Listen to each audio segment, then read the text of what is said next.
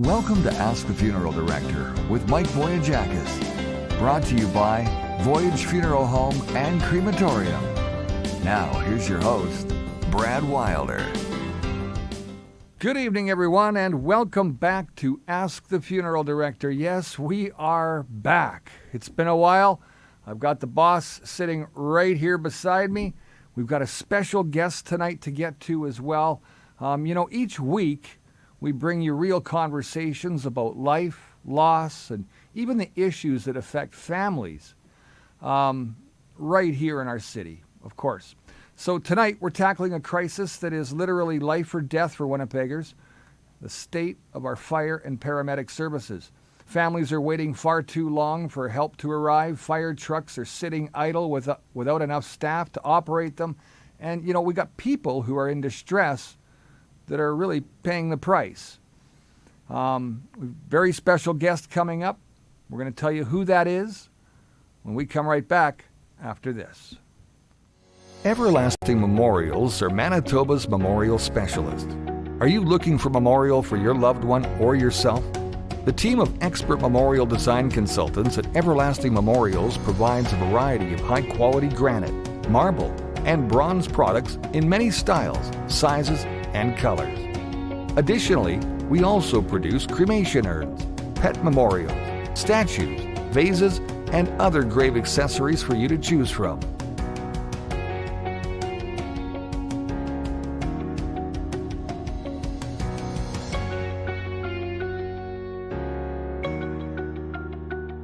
Our in-house stonemason, graphic artist, sandblasting booth, and laser etching machine can make your design fully customized so it suits the memory.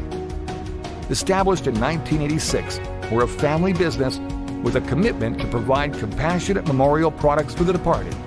Some of our work can be seen in small towns and big city cemeteries, parks and trails, as well as heritage sites all throughout Canada. We can help you choose a memorial that best represents the essence of a person's life. Everlasting Memorials, for the comfort of peace and remembrance. Visit us online to book your free consultation at Well, we've got a fantastic show all set to go tonight. We've got a very, very special guest in the house. Mike, good Brad, to see you, buddy. Is that really you? It is. Are you there? Did you get a tan or what? No. Where you been hanging out? I've been hanging out in a funeral home. Have you? Yeah, it's been pretty busy summer. It was a pretty busy spring, summer, and now fall, I'm sure. Well, and I did a lot of fishing this year, so I got out and enjoyed the outdoors a little bit, and it's been a good summer. You brought a fly with you. I did. I know these flies are following me around. But you know what? A lot of people have been calling and saying, "Where's Ask the Funeral Director? You guys were supposed to come back in September." Yeah, what happened? What happened What there? happened? Because, hey, man, I've been sitting here the whole time waiting, going, "Where's Mike?" And I've been twiddling my thumbs. Well, we're back, and the first show is going to be an explosive one as we have an amazing guest, and Brad's going to introduce him soon. But we're looking forward to another edition of Ask the Funeral Director. So, it's going to be a lot of fun. Absolutely. So lots happening in the world, of course. We're not going to get into talking about what we normally do on the show because we've got this special guest standing by, and we want to bring him in as soon as possible here. But I know what you want to talk about. You want to talk about the ostriches. That's what you want. Well, I did actually, just for a brief moment, because I mean it's heartbreaking. I was watching yesterday, and this guy goes up to the fence. They've got Rockin' Robin playing on the music bed, and he's swigging his arms and he's dancing on his feet. And the bird's copying him. Up comes this ostrich, and it mimics him to a T. It starts dancing with its feet. Its wings are flapping. It's shaking its tail. It's doing total 360 spins like it was going out of style. I couldn't believe what I was watching, and I'm going, who has the heart to do that to somebody? I'm glad the government stepped down and allowed these ostriches to live. I mean, come on. Leave the birds alone. Absolutely. If you're going to kill them for a certain reason, at least test them and make sure that you're, taking their lives for the right reason. But to say that we're going to kill these birds and no evidence of bird flu or anything like that, and the antibodies that these animals have are incredible. Absolutely. And very healing. Anyways, thanks, Brad, and thank you to everyone for tuning in tonight. We've got an important conversation ahead, and it's one that affects every single one of us. you might one day need to call 911. All right, that's right, Mike. And tonight people are going to obviously enjoy the show because this special guest is somebody that, we haven't had on before. And I don't think I've ever had the chance to even see this individual. Well, maybe on a couple of his own videos. He's been putting out some good videos as well. And I know you sent me one of them, and I was blown away that this was actually happening even, because a lot of people, they don't stand up in this day and age. They have to take a step back, and they have to, I guess, consider what their options are. There's a time to fight and a time to speak, and then there's a time not to. You want to live for the next day. Well, I like Nick because Nick stands for change, and he wants a better Winnipeg for us and a stronger Winnipeg. And most of all, he wants a safe Winnipeg. And he wants us to be happy with our paramedic times and our response times for our fire department. And we need somebody like Nick, because if Nick doesn't stand up, who will? So I'm glad he's there and he's able to make some noise and make some videos. And the thing about it is, in Winnipeg, what happens is, unless you're watching podcasts and stuff like that, the news isn't sharing these stories. They're not telling you about what happens in the background and what the fire department and paramedics go through. And they go through a lot. And people need to know, and people need to understand. And having Nick on the show is going to help people understand the reasons why, the questions we're going to ask him, and he'll be able to give us the answers. So instead of hearsay... Wait, before we bring him in, you know what we have to do? Oh, I'm not bringing him in yet. I want to go through a story first. We're going to bring him in right after this. Well, story. let's say hi to some people because they're waiting. Oh, I forgot all about that. Yeah, I know Nick, you did. And I'm thinking, man, you can't forget them because that's why we're here. A bunch of people here, Nick, and we didn't do that today, and they're going to be giving us bad comments. Who's on first? Gord made it first. Welcome back, Gord. Thanks a lot for showing up today first. Hey, there's Kathy Tickle. She's back on the show again. Al Bueller, of course. Anna Weeb is here, as well as Debbie McKenzie. Janet Larson. Yeah. Right back at you. Susan Carrier. Terry Thiessen. Welcome back, everyone. And, something that's really good about the show is the comments section. And, Nick, if you get a chance later to go back and read the comments, you'll be amazed at how good these comments are and how much people really care. They'll be talking about you, Nick. Yeah, so Nick. You'll get a Probably chance talk to hear. about his... People are going, Have you Nick, seen Nick's mustache? Yeah, I have. He's sitting right there. But let me just mention this. Nobody knows who Nick is yet. We haven't mentioned him or brought him up yet. But that's the secret. You keep it is suspense, a big secret. Right? Yeah. That's how you keep people here wondering, who's this Nick guy? We're only giving you like 2 minutes at the what end of the show, Nick. You're going to have to listen to us babble like this for the whole hour, man. Colleen says, great to have you back, guys. Diane, nice to see you back for another season of Ask the Funeral Director. Oh, hey, ding, ding, ding. I forgot the bell. Where's the bell? I forgot the bell. Jeez. Christine Barnes, hey, Mike, Brad, nice to have you back on the show. Terry Thiessen, Sandy, wow, there's a lot. Helen Zacharias, you can read a few. I can. Look, Abel's on the show. Yeah, you know who Abel is? He's running for council in Elmwood. Excellent. Barb Green's here. Agnes is here. A lot of people. Kevin's here. Yeah, I talked to him earlier today. Helen is here. Zacharias. Okay. All right, we can be reading these all night long by lists of things. Okay, so talk about this story. What happened today? I want to share a story today. 93-year-old man. So when I was talking about the story today, I wasn't being completely honest. And the person who this was my father-in-law. And that's why I know so much about it. So I want to talk about the story, and then I want to ask Nick some questions about it. So in Winnipeg today, a 93-year-old man fell in his yard, possibly suffering maybe a hip fracture or other serious injuries. His family called 911 at 12:30 p.m. But by 4:35, when I arrived, he was still sitting on his lawn.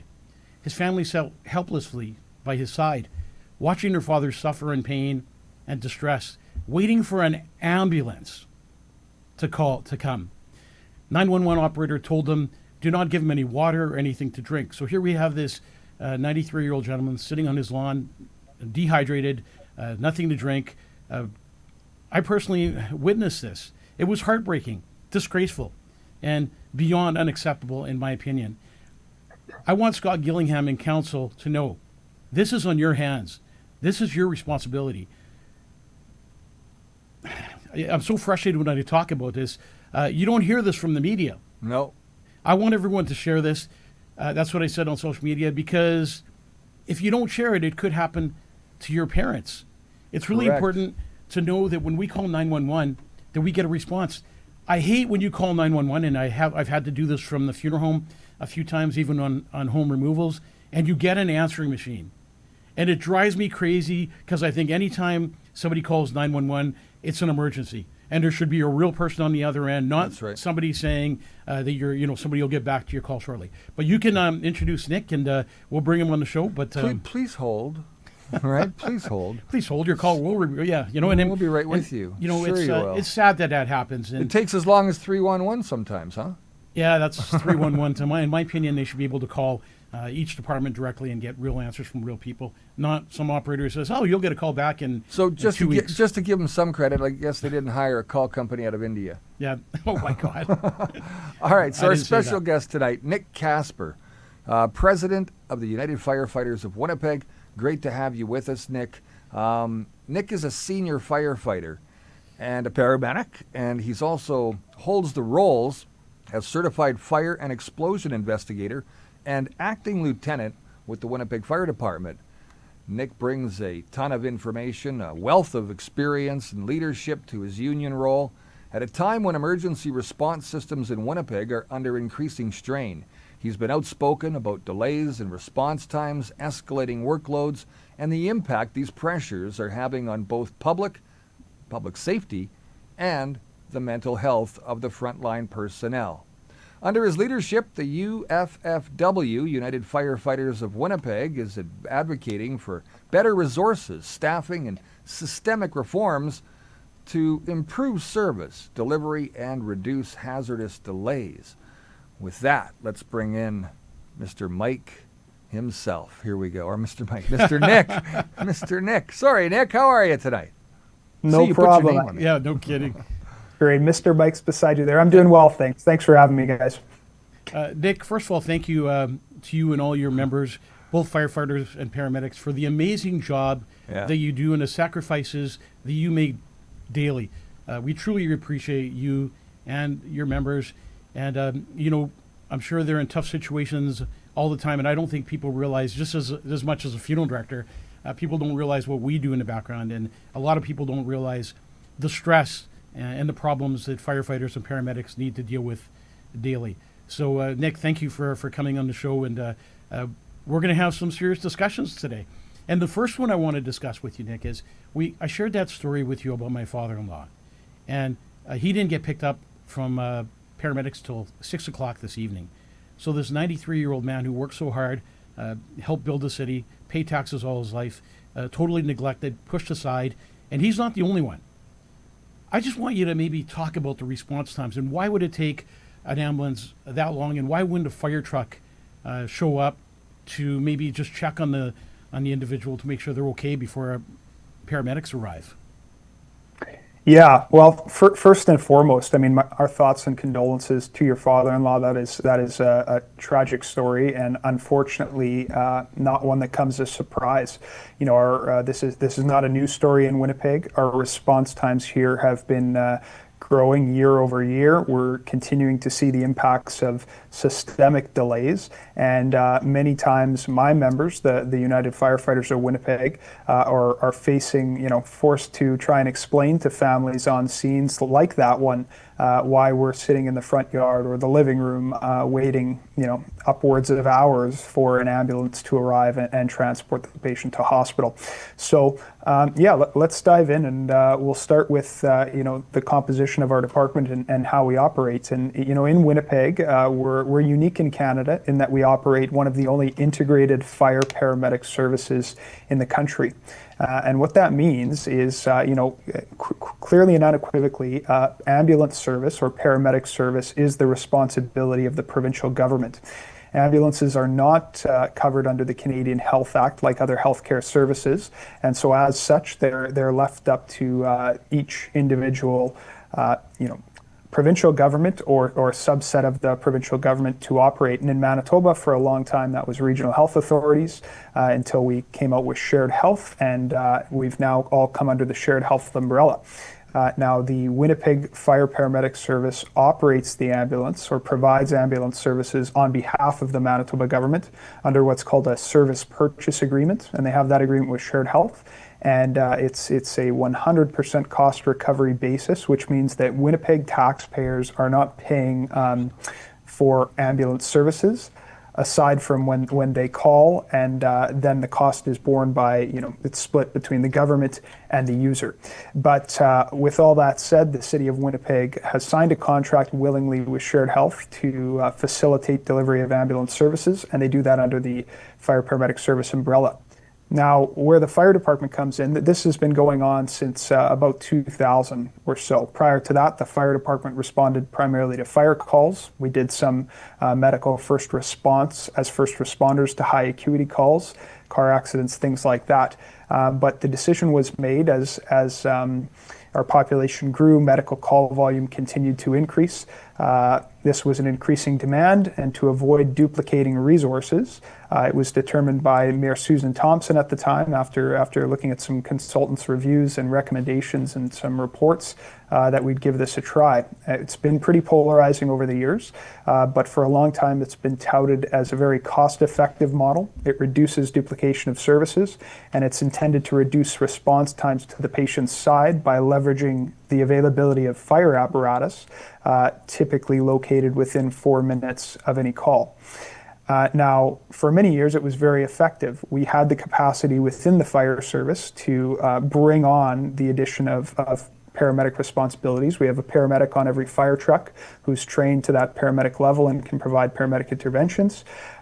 We went on to take 20, 30, 40,000 calls a year off of the ambulance service that didn't require transports and alleviate the burden on them and avoid duplicating those services. But what's happened over time, Mike, is the city's grown exponentially, and along with it, our call volume has increased. For example, 2019 to 2023, 87% increase in structure fires, 240% increase in vacant building fires, and 30% increase in medical calls. We haven't added any resources to go along with that population increase our call volume. And now what we're seeing is a lack of availability of both ambulances and fire trucks and corresponding response time delays. Wow. With all that happening, how are your members really doing with daily stress, the long shifts, the constant overtime? Has this been taking a toll on your members? Yeah, absolutely. I mean, it's no secret when you get into this job, you're going to see some challenging things, and that comes with the territory. It's not unexpected. However, the reality is that because of our staffing shortages in Winnipeg, because of the limited number of apparatus we have, and because of the unique challenges that Winnipeg faces, we're seeing more calls in Winnipeg than anywhere else in Canada per capita. To break that down, Toronto does 53 calls per 1,000 residents. We're doing 175, 3 times the volume of calls per residence to the city of Toronto. We have trucks that are doing 8,000 runs a year. This is unprecedented anywhere in Canada and almost unheard of in North America. So our members are responding to a very high volume of fire calls, a very high volume of medical calls. And so that builds up over time, the chronic exposure. It's compounded, however, though, when they arrive on scene to these calls and they get there late, and sometimes too late for their interventions to make a difference. And they're left wondering, had we been there sooner, could the outcome have been different?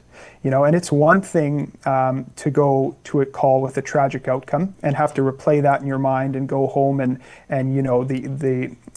the stress that comes along with that. But to think, that person didn't receive the timely care that they should have, or that I would have expected if I had to call 911.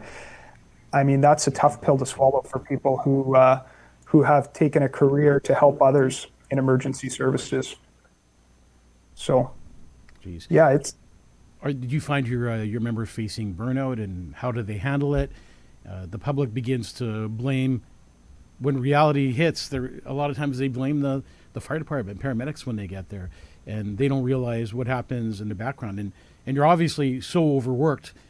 So how do you handle burnout as far as being a paramedic or a firefighter? Is there help? Is there the system's failing you, obviously? Great question, Mike. So I mean, these are hard realities. That the fact of the matter is, in 2024, the Winnipeg Fire Paramedics saw its highest time loss ever to psychological injury in WCB claims, and that was 17,600 hours. And so With our staffing remaining the same and our time lost due to psychological injury climbing, that leaves vacancies on the apparatus. And so what happens to try and backfill those vacancies, we need 167 firefighters at the beginning of every shift to ensure every fire truck's on duty. It's the norm for us to be starting a shift 10, 20, 30, or even 40 firefighters short. What occurs then is at the beginning of that shift, the platoon chief picks up the phone and starts dialing for overtime. And firefighters know that if they don't answer the overtime call, that truck will be off duty. So firefighters are working 1, 2, even 3 extra shifts on their days off in a desperate attempt to keep the truck on duty. Many times we can't get enough staff to come in to fill the trucks, so they remain unfilled, which of course compounds our response time issue and our apparatus availability issue. But financially, this is costing taxpayers. Last year, we spent upwards of $10 million on premium overtime pay, enough to hire 70 plus full-time positions. And in the words of the City of Winnipeg Fire Paramedic Service Financial Controller, this is not an efficient way to staff a public service. There's a balance between paying overtime and hiring staff, and we have let the scales tip on that to an extreme. So it's a perpetual cycle, a vicious cycle, and we cannot overtime ourselves out of this problem. So we've also heard stories of fire trucks sitting idling because there aren't enough staff to run them, as you're saying. Could you explain why this is happening and what this means to public safety? And what do we do to fix it, Nick? What is the fire department, paramedics asking to be done? What does the mayor have to do to fix this problem? Yeah, absolutely. This is not a new problem, Mike, and it's not a mystery, and it's not a mystery to this council. I appreciate that I'm the union president and union rhetoric and the union wants more. Let's forget about all that. For the last 20 years, since 2009, the City of Winnipeg's audit department, the Public Services Financial Controller, and the chiefs of the Fire Paramedic Service have tabled reports, tabled briefings, they've done audits, and they've told council it's more cost effective to increase your staffing ratio. That is the number of staff you hire per position to cover for things like holidays, sick leave, maternity, and WCB time loss.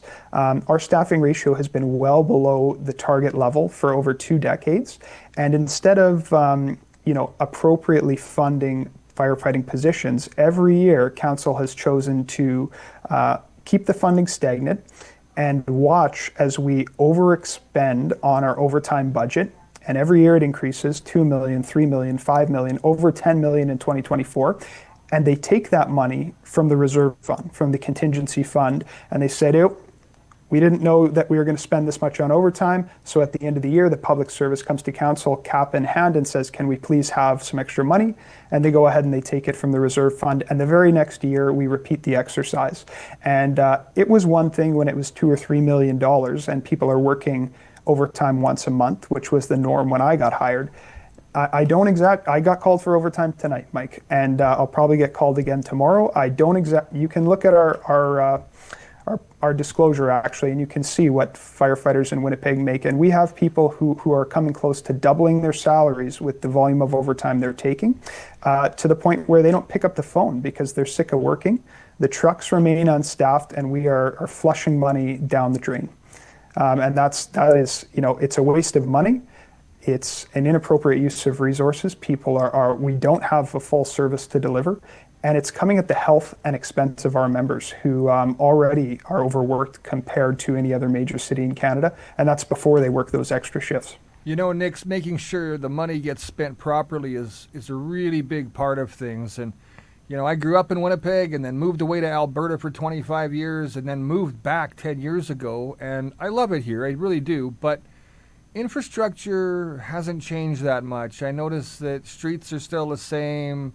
I mean, I'm seeing the city growing, but at the same time, obviously you guys are put under some demand because we're not dealing with fresh new lumber. We're dealing with really old buildings that are, back from the turn of the century now, and you've got all kinds of things that can go wrong. So you guys face all kinds of challenges. That's incredible that you are able to, I guess, make your way through just keeping the safety factors in your own head just before you even walk into a scene, like the preparation and then the execution and then the delivery are so phenomenally done. It overwhelms me to just think about what you guys go through. But then that does take its toll. Stress obviously gets in there. So do you guys take stress leave? This is one of the questions that our viewers have asked. A beautiful girl named Viola.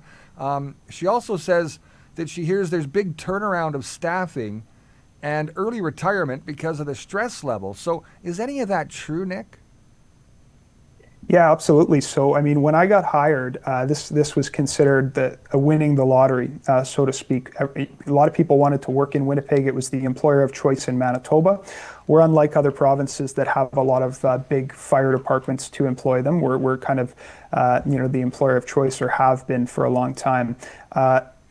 That's really changed. People have been proud to wear this uniform. People have been proud to come to work, and that has shifted, and has shifted dramatically. You would have never heard of somebody quitting from the Winnipeg Fire Department. You would have never heard of somebody applying from fire suppression or operation, and those are the firefighters who ride the fire truck, to try and get behind a desk, in a 9-to-5 job. And we have people, when I got hired 20 years ago, I could have applied into one of these alternative streams and gotten a job there when I walked in the door. Now the waiting list is so long, and the positions are awarded by seniority, that if I applied today, I wouldn't be at the top of the list. We have dozens, if not hundreds, of people applying for positions to get off the street. We've got people retiring. We've got people resigning. And for the first time ever in Manitoba, we have Winnipeg firefighters applying to other fire departments in our province. We've never experienced that, and that's a direct result of the systemic underfunding, the burnout, and the exposure that we're seeing. That's heartbreaking to hear that firefighters, they work so hard and save people's lives. And I remember when my dad had a heart attack 20 years ago or so, and the firefighters were the first one on scene. And I remember still the firefighter that saved my dad's life. And when all other firefighters stopped and said he's gone, this firefighter continued on and saved my dad's life and gave my dad an additional 20 years. Incredible work that they do, and the passion and compassion that they have for families is amazing. But sometimes you get worn out, just like funeral directors, and you need that break, and you deal with situations sometimes that you have to go home and deal with your family afterwards. And it's tough. It's tough because some of the things that you see as firefighters and paramedics and we see as funeral directors lives in your heart forever, and sometimes you just can't forget about it. Nick, I want to share something personal with you. On January 24th, 2024, my own brother was murdered in the parking lot of his family restaurant. We called for help immediately, but it took 25 minutes for paramedics to arrive. I want to be very clear, Nick. I'm not angry at the paramedics, firefighters, or police. I know they gave it their all, but I'm deeply upset with the system, the procedures, the systems, the delays. Families like mine are forced to endure 25-minute waits all the time, and it haunts us every day, and we dealt with that today. And can you maybe shine a little bit of light on my brother's situation? And I know I'm putting you on the spot by asking you this, but it's something that haunts me every day. Why did my brother lay on a cold street in January for 25 minutes before the paramedics arrived? And then obviously there was problems with the fire trucks. And I'm not asking you to put anyone down or say anything that you don't want to say, but it's just the question on why the delay. And again, the people that came out are amazing. They're doing their jobs, and I appreciate that they were there. Without firefighters and paramedics, we'd be in a lot of trouble. So it's just a light that I need to shine, not only for myself, but for my family, because my brother's death has sparked, a fire in my heart that not too many people can put out, to the point where in this next election, I'm going to put my name in to run for mayor, and I'm going to do it in my brother's memory, to fight all the bad things, the catch and release program, the problems you're facing as paramedics and fire department, the crime on our streets, the drugs, the violence, and talking about drugs. I can imagine how much time your members spend on people that are on meth on the streets, and it takes that time away from other calls. So if I could just get you to shine just a little bit of light on what happened in my brother's situation, or what you think may have happened. Yeah, well, again, I mean, this is this is a fairly well-known story in Winnipeg. It is a tragic story. Our thoughts to you and your family. Your brother was a victim of violence that no one should ever have to experience, but has become all too common in our city. And I really hope that nobody is left waiting in a situation like that. On the side of the road waiting for help. I know how you feel, and I know how our members feel when they respond to those calls. And this is not a one-off. High acuity, critical, time-sensitive calls. We have the worst response times in Canada, or we've been reporting the worst response times in Canada as far back as 2021. And every year, those delays continue to grow. In our industry, the reality is that seconds matter. Response to a structure fire, a fire grows in size every 30 to 60 seconds. We know science tells us, fire dynamics research tells us that we need to get there within 4 minutes to enact a rescue to save a savable victim and prevent that fire from spreading beyond the room of origin. Shifting over to medical calls, in out-of-hospital cardiac arrest, where a patient requires resuscitation, your chance of surviving to hospital discharge diminished by 7 to 10% for every minute that you're left waiting until CPR and defibrillation is performed. And I've written letters to council sharing examples of exactly that. People suffering these types of time-sensitive critical emergencies. Families calling 911, and from the time of dispatch until the time we arrive, doubling, tripling, or almost 4 times the response time standard. When you're approaching 15 minutes to have the first in apparatus, first in fire truck get on scene when a patient needs CPR, Mike, they might as well just have called you, because we know before we walk in the door that it's futile. We've lost the battle with this person, and we have to show up to a family who's been waiting for 15 minutes and know that we can't make a difference, know that if we had been there sooner, we may have been able to make a difference in the outcome. And like I mentioned earlier, that takes a toll on the men and women doing this job that I can't even put into words. It's tragic. Our firefighters who come to work every day, they dedicate their lives to public service. All we want, and really what puts fuel in my tank here, is knowing that when I go to work and I step on the truck and I get that call, I want to provide the level of service that I would expect if I had to call 911. I'm a Winnipeg resident. I want people showing up in my time of need, and I'll share a story with you a little later if we have time about an experience I had here. When I go before council and I speak to the mayor and I say, we need more tools and more resources to deliver that level of service that I would expect. And I get, we're going to wait and see. And we're going to wait and see at the expense of your members' mental health and psychological health. Well, we're done waiting. We've had enough, and we've studied this long enough. We've done enough consultants. We know what other cities are doing, and we are falling behind, and Winnipeggers are paying the price.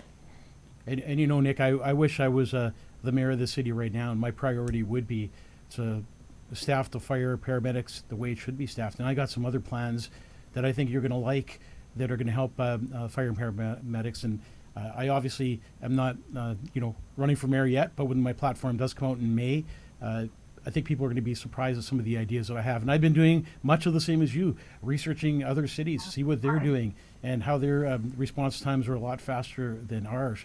So if I had to ask you this question right now, let's just say Mayor Gillingham is watching the show tonight, or it's going to get to him. What are your members asking for most from City Hall? Yeah, well, it's simple. Honestly, we're at this point, we haven't even asked City Hall to spend more money. We're asking City Hall to take that $10 million that they're wasting on overtime, redirect it into improving our staffing ratio. And that's not adding firefighters, that's not adding fire trucks, that's simply using dollars more efficiently to keep apparatus on the road and keep our members healthy. Now, that says nothing about the fact that we have, since 1975, decreased the number of firefighters and fire trucks on shift. And we'll still have the worst response times in Canada, but you have to put one foot in front of the other. If we want to look at our neighbors, Calgary, they've got 1.3 million people. I mentioned earlier that our service does almost 150,000 calls. Calgary's doing under 90,000 calls. and they're doing it with 43 stations to our 27. They're doing it with 1,700 firefighters to our 1,000. And in 2024, Calgary invested $10 million in additional firefighters, additional positions. And in 2026 budget, they're investing another $21 million. We've seen nothing of the sort. The closest we've gotten to any investment in the fire department in Winnipeg was a campaign platform from the provincial government to the tune of $3.4 million, thanks to the NDP, that increased our staffing ratio by 0.1%. We hired 24 firefighters. It was a drop in the bucket. And to date, the mayor's platform has been, we're going to wait and see what impact that has. Those members have been active for almost a year already. This November will be a year since they were hired. Clearly, it has not, 24 is far from the benchmark that was recommended 20 years ago. We'd need another 59 firefighters today to get the staffing ratio they recommended 20 years ago. And that's before we increase the number of trucks or the number of firefighters. So, all we're asking is for what the rest of Canada's major cities are doing, and that's to grow their emergency service, to keep up with the increase in population and to keep up with the increase in call volume. We should be building an emergency services to a standard, meeting that response time standard. We should not be eroding it down to fit a budget, and that's what's happened in Winnipeg. I agree with you 100%. I mean, what's most important when you call 911, that somebody shows up, paramedics, fire, and every second counts. Every second counts because it's somebody's life. It's somebody's mom or dad, and that's important. We all have parents. We all have brothers and sisters. We all have loved ones. And when you call 911, you need response times. It's unfair that Winnipeg, a growing city, and they're growing the city, and they can't even handle the people they have here yet. And that's so wrong. Let's take care of the people we have here. Let's take care of the problems we have in Winnipeg first. Then let's think about expanding. And then I get frustrated when they do things like Portage and Main, for example. You might like it, you might not like it. Putting these slow turn corners, or whatever they're called, calming curves out. Yet the fire, paramedics, and ambulance are asking for help, and instead of making that a priority, they're putting it on the back list and on the back burner. And you got to know that every time they put it on the back burner, every time Scott Gillingham puts it on the back burner, it hurts another family. Another family loses a loved one. Which brings me to my next question, and it's a hurtful one because I deal with this daily as a funeral director, and I've dealt with many families who shared those painful stories with me about the ambulance or fire truck not showing up in time and your members having to deal with a death when they get there, or not being able to. Do you have to deal with a lot of deaths because of the response times being the way they are? Yeah, I mean, in many cases, I mean, not every case. Clearly, not every 911 call is the same, categorized the same way, and not all emergencies have the same level of time sensitivity. But there are certainly some where the outcome will be directly impacted by the length of time it takes us to respond. We've seen a number of structure fires in Winnipeg where the house and contents were lost due to poor response times. We've seen a number of medical calls in Winnipeg where the outcomes, nobody knows for sure whether the outcome would have been different or not, but what we do know is that timely CPR or timely transport to tertiary care centers makes a difference in patient outcomes in those general categories, right? That's the reason we have target response times. If response times didn't matter, we wouldn't have lights and sirens. If response times didn't matter, we wouldn't have 90th percentile targets. So we have some of the worst response times in the country, and we're seeing outcomes that go along with those bad outcomes. That's what hurts our family is the response time, 25 minutes. And you wonder, in your head, like you just said, you wonder, could have they saved my brother? Would he have had a chance if a paramedic would have showed up, did a trachea or whatever they had to do to save his life? Could it have made a difference? It's a coulda, shoulda, woulda situation. And a lot of families think the same thing. So shame on City Hall right now. Shame on Scott Gillingham and his council for doing what they're doing. You guys need to get your acts together. You need to take care of families first. You need to take care of the citizens of Winnipeg. And what's a priority in Winnipeg is 911, and we need to take care of that. Another situation that I want to bring up before Brad asks a question. Why is it that, when you have a violent crime that takes place, why can't the paramedic or a fire truck show up before a police car shows up? Isn't there a way of training paramedics, or having one paramedic one firefighter trained to handle, violent situations maybe, like, what do you think of that? And what do you think we need to do to be able to not, because a lot of times police cars are tied up also, which ties up the ambulance and fire truck. And I think that's wrong. There shouldn't be any delay whatsoever when there's an emergency, whether it's a violent crime or whether it's somebody having a heart attack. The time needs to be immediately. Yeah, no, I appreciate that. And the truth is, like, we have protocols, specific protocols from our dispatch that if there are indicators, our communications operators, these are highly trained folks doing the best they can with the tools they have. And I'll say, I don't speak for our communications staff, but they are struggling as well, right? Short on resources, short on personnel.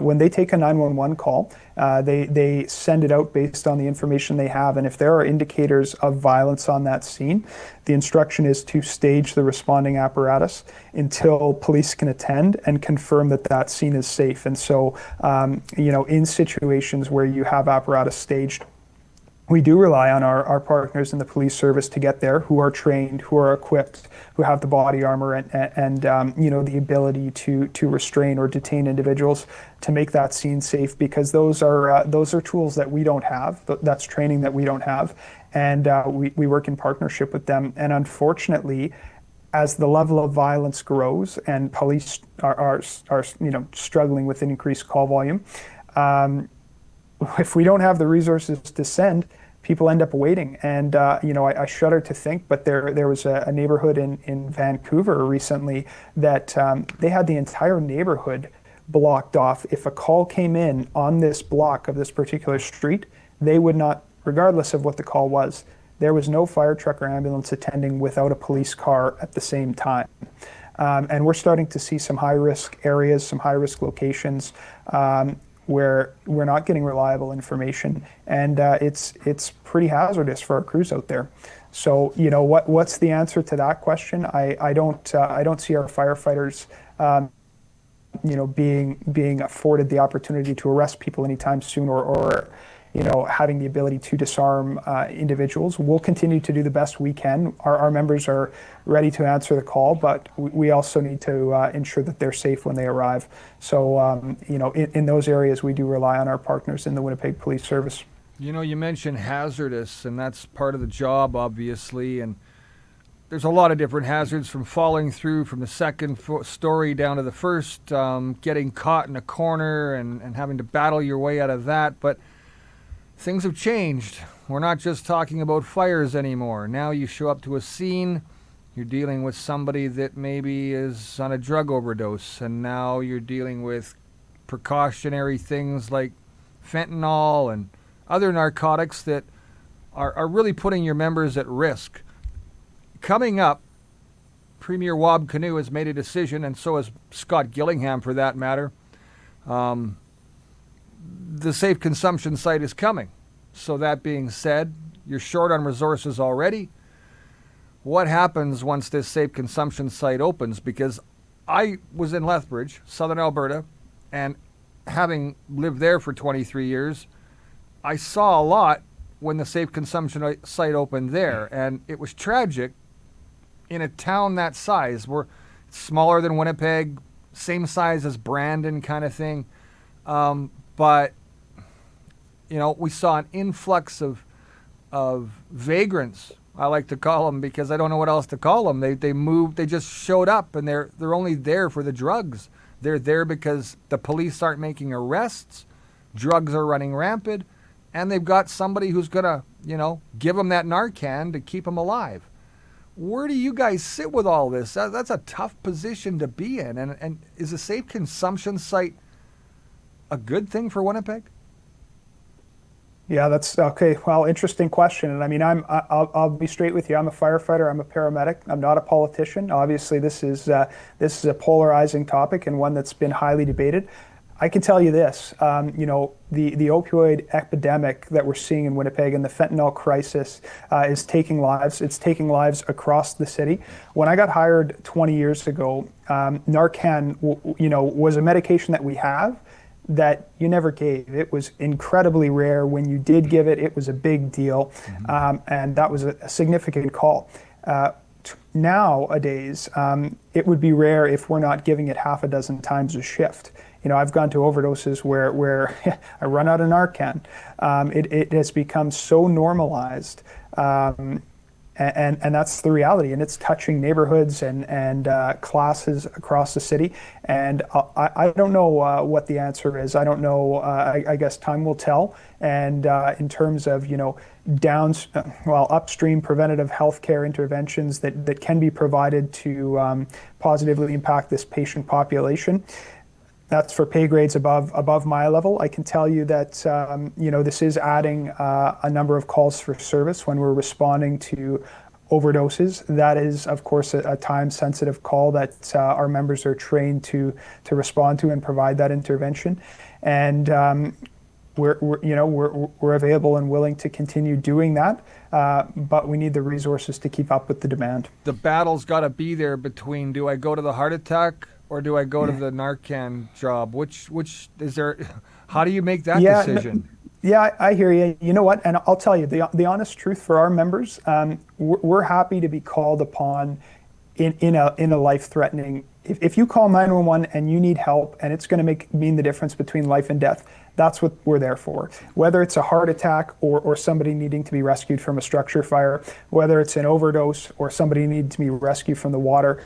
We'll go. What really grinds our gears, so to speak, is the abuse of the system, the 911 calls that are not 911 calls that we're being dispatched out to, and we end up sitting, off duty in a personal care home where there are healthcare staff for hours waiting for an ambulance, or we're in somebody's living room, or we're standing in a bus shack on the side of the road with a stable person who really doesn't want us there while there's a fire burning in the neighborhood, or while there's an overdose down the street, or while somebody's had a cardiac arrest, and we can't go to that call because we're engaged in a non-emergency call. We need to, use our 911 services responsibly. We need to send emergency services to emergencies and cut out the nonsense. And that's a big contributor. One of the great things about this situation and the Narcan and the drug overdoses is that you've got other members now, police, ambulance, fire, all dispensing Narcan, which again, you can make the right choice, or dispatch can help you make the right choice to where to go next. If police show up and it's a Narcan, police can take care of that, right? And they can handle that aspect of it, and you can move on to the next thing. Is that fair to say? Yeah, I mean, overdoses will, I don't imagine they're going to stop being categorized as a medical emergency anytime soon. If patient's not breathing, it's an unknown substance overdose. Maybe Narcan's going to do it, maybe not. So there's no 100% on the Narcan, is there? Yeah, it's an uncertainty, and what happens after that Narcan is administered. Not every patient reacts the same way. So I don't see a significant change anytime soon in terms of a response profile to substance overdoses where people are not breathing. Narcan's been kind of touted as this magic bullet, but I don't know that that's necessarily the place.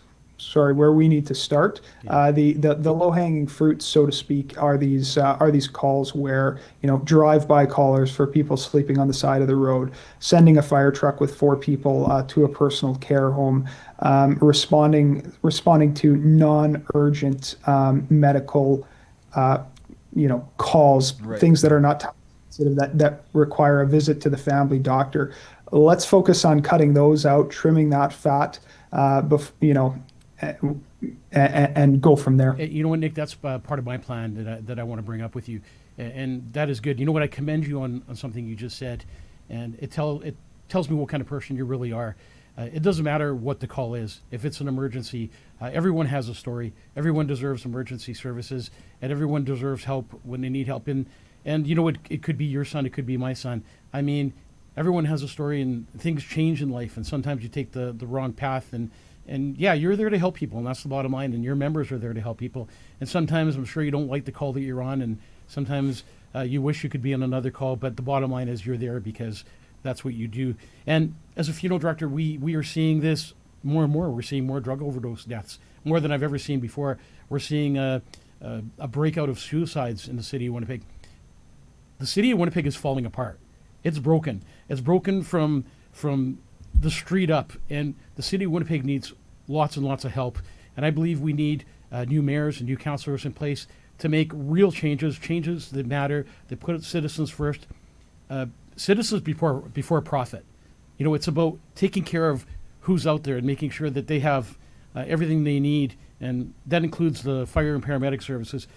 You know, I have to apologize. I'm really sorry that they're putting you in situations where you're short so many people and trucks are sitting, and that's not why you became a paramedic or a firefighter. You became a paramedic and firefighter because you care about people and you want to help, and it's no different than me being a funeral director. I did that because, you know, I want to help. When a child passes away at our funeral home, we've never charged for a child. We do it for free because we know the family's hurt, and we know that we could be there and show that family that there is love in this world.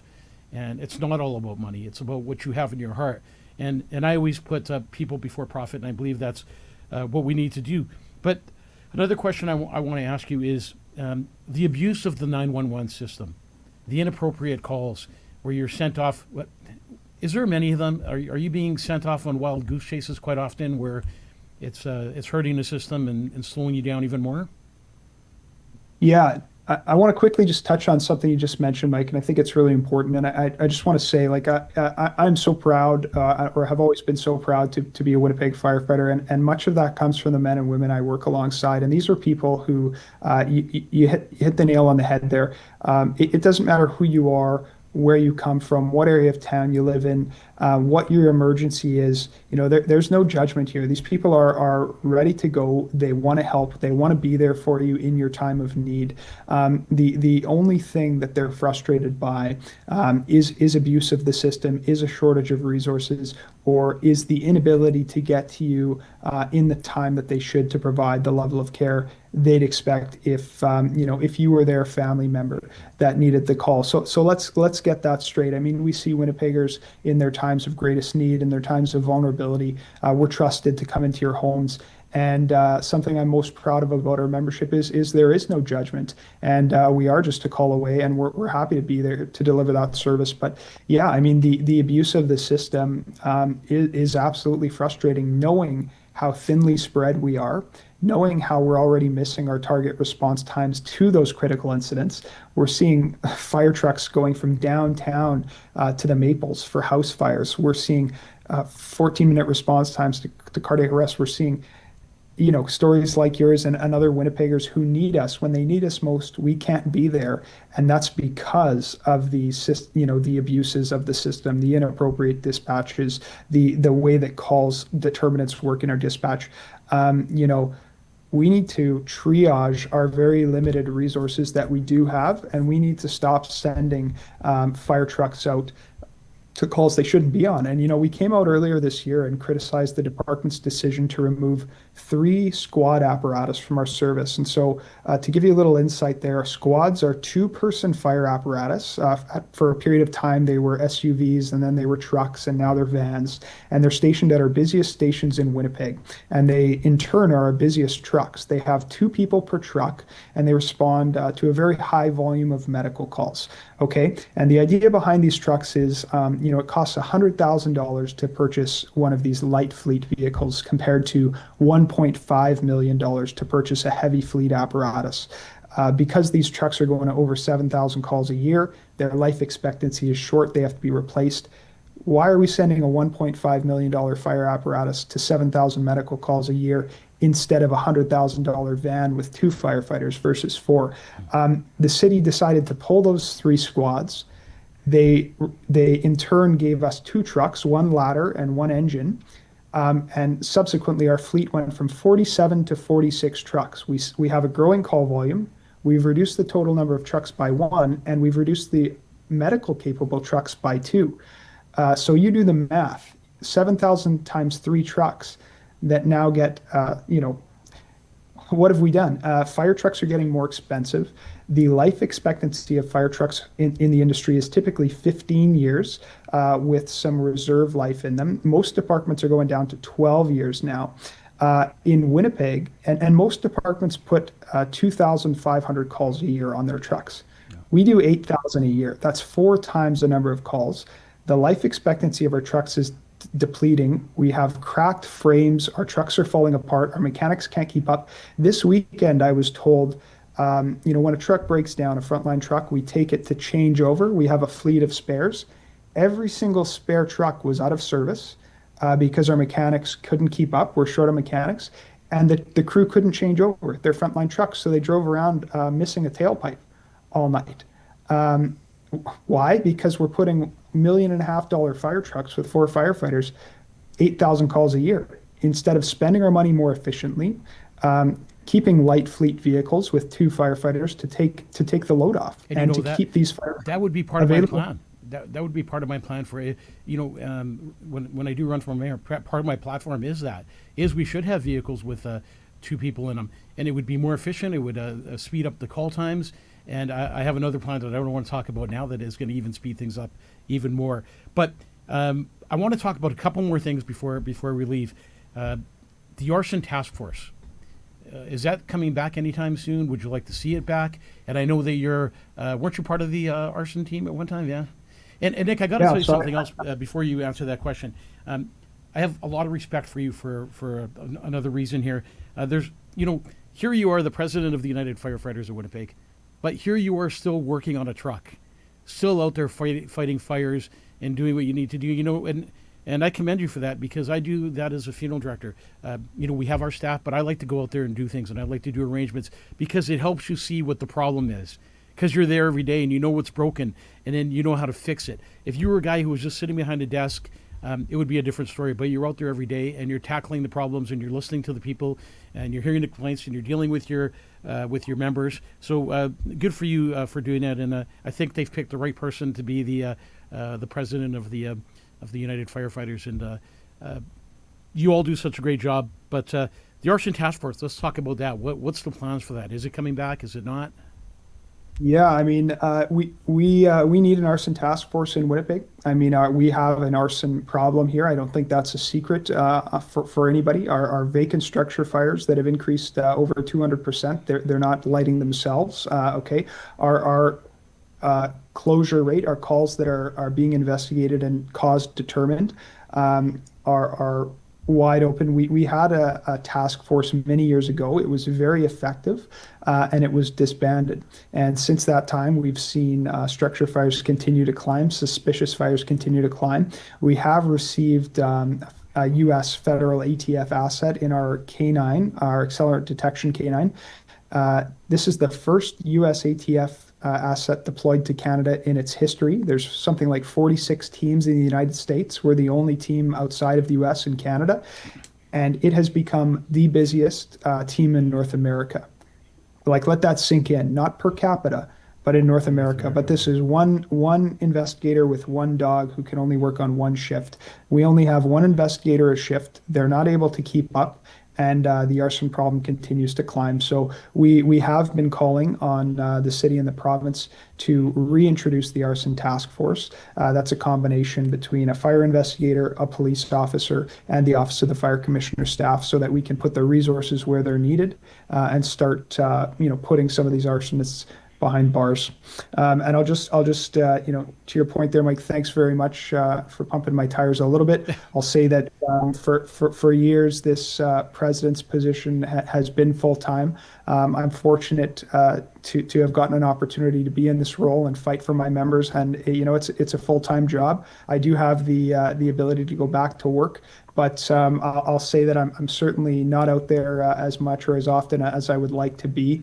My last shift was some time ago. I hadn't had my nose to the grindstone here, but my very last shift worked. We had 3 structure fires the last 2 nights, and at 2 of them, 2 separate structure fires, I had 2 members fall through the floor, 2 of my crew members at these structures that we were fighting. And enough's enough. We're seeing the same house light up 2, 3, 4 times. And yeah, if anybody needs an arson strike force, we do. But it takes money and it takes resources, and we haven't seen any promises yet. Nick, the money's there. The city of Winnipeg collects the money. It's just going to all the wrong places. And we need somebody there who's going to allocate that money to the right places instead of spending money foolishly. And there's a lot of foolish money spent. We call that proper leadership. Proper leadership. We need new leadership. There's no doubt. My final question to you, Nick, and thank you for taking time. I know you're going through a rough time in your life right now, too. And I just want to offer you my condolences for the loss you've had in your family. So my deepest condolences from my heart to yours. The final question is, what's the future look like for fire paramedics, and where do you see it going, and what would you like to see, and how can I help you, and how can the people watching help you? What can we do to make a difference? Yeah, well, I mean that's I appreciate that, and I can tell Winnipeggers that we've been loud, we've been in the media lately, we've been calling for change, and we're doing that because we care about the people that we serve. We want to ensure that you are provided the level of service on par with our counterparts across the country. We want to ensure, I'm a resident of Winnipeg, in times that I have to call 911 for my family, I want that level of care to be delivered. And so that's what we're asking of our city leadership, to give us the tools that we need to help you. Mike, I'll just share really quickly a story with you here. And you talked about the challenges we're facing. I mean, I'm out of town right now. I'm over in Mississauga, which is very comparable to Winnipeg in terms of population. Not comparable in call volume, but we had a tragedy in my family here where a close family member passed, and we needed to call 911. And I was so thankful that we were here, and we got a very quick response from the 911 system. In a matter of minutes, responders were on scene to help, and they were there to give my wife the help she needed with her father. And I couldn't help but think and imagine the situation she was in, waiting with her father on the side of the road for 911 to arrive. Had we been in Winnipeg and had she had to wait 10, 15 minutes, how horrible that would have been. And, this is the level of service that people in Winnipeg deserve. It's the level of service that's being provided in other cities across the country. We don't have any excuses, and our time of waiting is over. We want to see some action, and this 2026 budget is going to clearly demonstrate where this city council's priorities lie, and we hope that their priorities lie where they should, and that's in public safety. Nick, thank you so much for coming on the show tonight, for answering these questions, and for giving us such honest look at the challenges your members are facing. We know how busy you are, and we truly appreciate you taking time to be here. And again, my deepest condolences to you and your family. I could tell you, Nick, that I have a lot of love in my heart, and I know you have a lot of love in your heart for what you do, and the care that you have for the city, and how you are fighting for change. And I can assure you that I'm going to fight for change for fire paramedics, and to try and make a difference, because we should be united together to want change. We should be united together to have a safe place to live, and know that when we call 911, somebody's going to be there to help. We're going to hope that there's not going to be delays in the future, and nobody's going to have to die because 911 didn't show up. Thank you for your care. Thank you for your compassion. You take care of yourself and your family, and God bless. Thank you both for having me. Another edition of Ask the Funeral Director. We hope you enjoyed it tonight. Great show with Nick Kasper, president of the United Firefighters of Winnipeg. And we'll have him back again in the future. We'll have more shows trying to change Winnipeg, trying to make Winnipeg a better place. Thank you for tuning in to another edition of Ask the Funeral Director. Don't forget to like, share, yes. follow, all the fun stuff. Don't forget to like, share, and follow the show. God bless you and your families. Take care of yourselves and each other. Good night. Good night, everybody.